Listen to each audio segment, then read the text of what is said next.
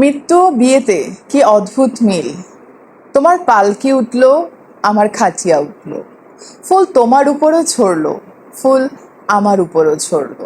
তফাৎ শুধু এতটুকুই ছিল, তুমি সেজে গেলে আর আমাকে সাজিয়ে নিয়ে গেল। তুমি নিজের ঘরে চললে, আমিও নিজের ঘরেই চললাম। তফাৎ শুধু এতটুকুই ছিল, তুমি নিজে উঠে গেলে আর আমাকে উঠিয়ে নিয়ে গেল।